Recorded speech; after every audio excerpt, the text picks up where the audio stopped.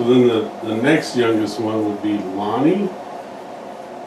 Or, Well, yeah, because Leonard, Leonard, yeah, you gotta tell me about Leonard. well, Leonard's dead, of course, but let's see, So yeah, Leonard is the third one. Lonnie is the third. Leonard's the There fourth. was me, Big Boy, Lonnie, and then Leonard, Okay, so and let's then do, Leland. so let's do Lonnie next. Okay. What's Lonnie's story? Well, Lonnie, Oh, isn't Lonnie after Leonard or Leonard after Lonnie? no, Leonard was after Lonnie. Okay, so do Lonnie now. Yeah. Okay. So then Lonnie, after Grandma got run over, of course, Not by the reindeer. no, by a Warner brother, That's the one that got dragged 150 feet. drug her 150 Okay. feet. That was Grandma Jones, yeah. Anyway, after that, Lonnie kind of bummed around a while, living with, you know, places, some girlfriends or whatever. And we lived on top of the hill at that time. Our dad did.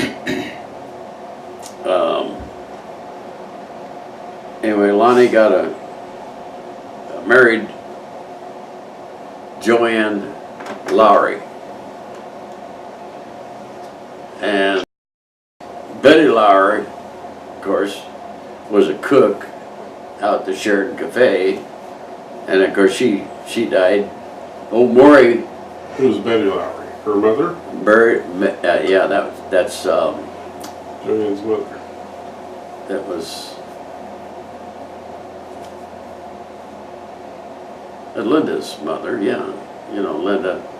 You said Lonnie married Lonnie married Joanne. Joanne Lowry. Lowry and had a bunch of kids. They lived down the Harrison And you homes. said Beth Lowry? No, Betty Lowry. Betty. Who's Betty?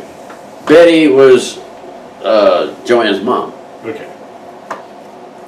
and she died up at the hill. They lived in the old tavern, Just Tom's Tavern, up there, and that's where he met Joanne. Anyway, they had 1, 2, 3, 4, 5, 6 kids, something like that, and they lived down in the Harrison homes at the time, and he run around with Jack Beam. And they, That Jack Daniels and Jim Beam?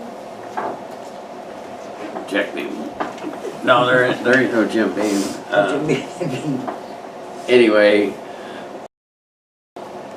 they got caught down at a strip pit, him and Jack. And they were boosting copper, so they had a bunch of copper in their car. And they ended up going to Joliet for a couple years. Then when they got out, of course, you know, Joanne had moved, and they hadn't got a divorce or nothing yet, you know. So he straightened up. He was working as a painter, working with me, and then he went to playing around a little bit, and he met Pixie. Well, Pixie was a beautician, and she had a car. He was driving her car and everything, and they lived up there off of Martin Luther King Drive, behind what the hell is it, drive-in up there. Anyway, they lived up there when Dad died. So anyway, Lonnie moved in with Pixie down at Pixie's mom and dad's house. And of course, Einan, he was a brother to Doc Williams. Doc Williams was the head of the Teamster, not Teamster, but Boilermakers. So naturally Lonnie got a job as a Boilermaker. And he went out on Boilermaking for a while until he got down here to Iron Walkers. And he got on down there as a Boilermaker for them. Done whatever Boilermaking they needed, he was on the crew. So a pretty steady job, you know, got a bunch of money. And I didn't talk him into buying Star Dairy. I didn't think Einan backed it, you know. So he got the Star Dairy, and you know, he doing pretty good. They were doing about $1.2 million a year, Wow. and he had a 25% markup on everything. So he was getting 250 grand a year, and he was paying 1, 2, 3, 4, 5 employees. So, but he was still making good money, because he'd lose it and not even know it. It was behind registers and shit. I was painting his house and putting in new ceilings and all kinds of stuff. Ceramics in the kitchen and new sinks, done all that shit on the side, of course. And I think Einan was footing a lot of that, because he wouldn't let nobody else work in that house with me. Anyway, he couldn't see no more than here across the way to you. And he'd carry $150 bills, and he'd put it out there to the bartender. And Pixie would send me over with him, said, "You watch Einan. He's got money on him, and I don't want them bartenders taking it from him." So I'd sit there and I'd watch it. And they'd give him the change because they knew I was watching. And I knew them, all the bartenders that was at there. Lonnie'd come over now and then, but damn Einan gets so damn drunk I'd have to almost roll him out and then push him up the stairs to his bed, throw him in it. I mean, he gets soused. In the meantime, we'd be sitting down at the end of the bar, and I'd be on this side of him, Lau would be on this side, and somebody else, and that was it on the end of the bar. The bar would be full. He'd look over across the bar, somebody over there, and he'd say, "You know, if I was 20 years younger, I'd kick your ass." He didn't even know who the hell he was talking to. He just knew there was an image there, and it was a man. And then he'd look at me and say, "Pete, kick his ass." "What are you doing? You quit trying to get me in a fight." Anyway, Lonnie, he had the store.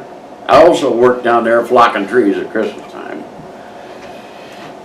Working for him. I worked security for him down there, because I was always packing a gun, and he did too, you know, on a little shot. So you had to watch what you were doing. Lau couldn't block trees without getting in trouble with the people down there. Had to stop some of them fights. So they ended up buying a tavern and selling the store. Pixie and Lonnie sold the store. Went on up. Little Mary Lou, back when I was working in the house, she was only this big. And she'd run around with no clothes on half the time. And Lonnie had a little thing going, and he'd say, "Take their picture." And Mary Lou would turn around and take the cheeks of her butt and go, "Click, click." "Click, click." "Show your brownie. Take a picture of him." So Lonnie had him do that. Of course, Tommy, Lonnie were the two kids up here. Then some of Joanne's kids come back up from Florida. And well, they're still here. And then Lonnie was doing wine and fireworks too, right? Lonnie was doing fireworks. He was selling trees, selling fireworks. He was doing the whole bit, you know. he wasn't supposed to have a packing a gun either, but he did. You know, I mean, there was a lot of things he wasn't supposed to do. I remember we went down to Ringside one night. We were in there, and this guy named Tex Dodson, Jack Beam and Lonnie, and me and somebody else, I forget who the hell it was at that time. Anyway, we were in there, and this Tex come around and took Lonnie's and bang, pulled the gun, slammed the trigger, gun misfired. The fight was on. Oh. Otherwise, he just Why shot was he him. trying to shoot Lonnie? He did not like Lonnie and Jack. And he thought he was a Jolliffe. The name was Tex Dotson, but he thought he was a Jolliffe. They called himself Tex Jolliffe once in a while. And he was trying to make a reputation for himself like Dwayne Jolliffe and them. He wasn't. He would have made a pimple on her butt, you know. But I guess maybe he thought he'd get some respect if he shot somebody. Well, anyway, about the same time I could have bought some real nice Brownings. They had a whole case of Browning shotguns, pumps. Anyway, I could have got them for $100 a piece. At that time, they were $600 and some dollars. They were the creme de creme. I bought a lot of things back then, you know, but I didn't want to get involved in it, you know. 'Cause yeah, Lonnie, we'd run around and we was up the, I think we went to Ringside and we went to some other place, Sweetheart Bar, and got in a big fight in there. So we go out and we finally get to our cars. I pull out, Lonnie pulls out, we get right there to a stop sign on Jefferson Street. And Lonnie's revving it up, revving it up. I looked over at him, light changed, phew! Off we took. Cop was sitting right behind us, we didn't see him. He pulls us both over. And over we go, right near the paint store. I get out. I got the 58 Impala. Lonnie's got a, I think it's a 51 Mercury or 54 Mercury. He got a 54 Mercury. I sold it to him. Anyway, cop comes up. He asked Lonnie, he said, "Let me see your license." Lonnie said, "I ain't got any." He didn't. He didn't have no driver's license. He looked at me. He said, "See your driver's license." I just pulled him out. It was on the 30th of October. I just throwed him on the hood. I said, there you go. Picked him up and he said, "The only license you got?" I said, "It's the only damn license I need." He said, well, he said, "You're going to get a ticket," because he said, "These licenses are no good." I said, "What the hell are you talking about?" They were October 30th. My birthday was October 25th. I had forgot to renew them. So I get a ticket. Lonnie goes home free. He didn't get no ticket. He didn't get nothing because he didn't have anything for him to give him. I said, "That ain't fair." Lonnie pulled some shenanigans too. Don't think he didn't. You know, he wasn't Mr. Innocent either. The only thing was I never got caught. Mostly at what I was doing or did or whatever. Just got lucky, I guess. Never went to jail.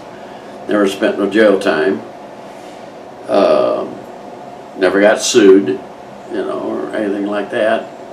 I had a bunch of people after me, but other than that, you know, wasn't no big thing. Time just burns it all up eventually.